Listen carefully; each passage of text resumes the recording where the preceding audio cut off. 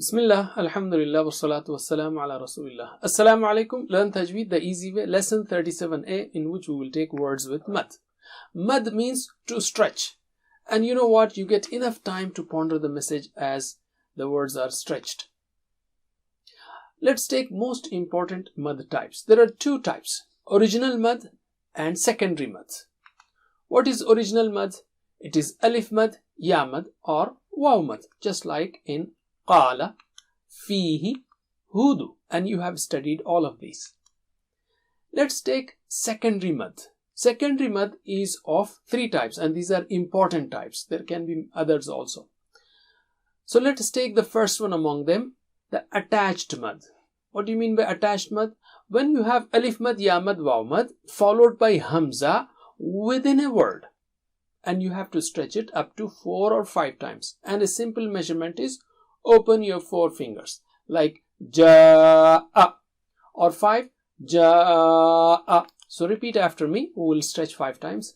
Ja'a, ja'a, sha'a, sha'a, su'un, su'un, ulaika, ulaika, haula'i, haula'i, yasha'u, yasha'u, as-sama'i, as-sama'i, Isra'ila, Isra'ila.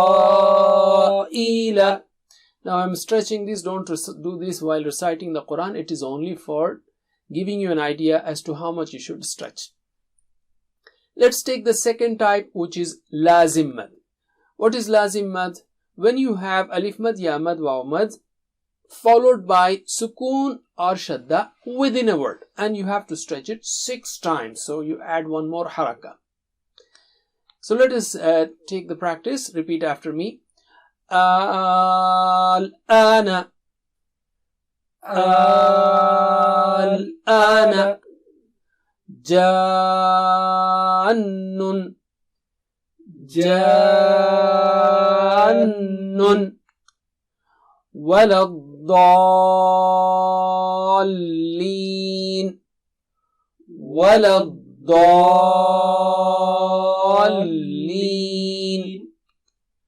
Let's take the third type, which is separated mad. When you have alif mad, ya mad, waw mad at the end of first word followed by hamza in the beginning of second word, and you can stretch it 2 times or up to 5 or 6 times.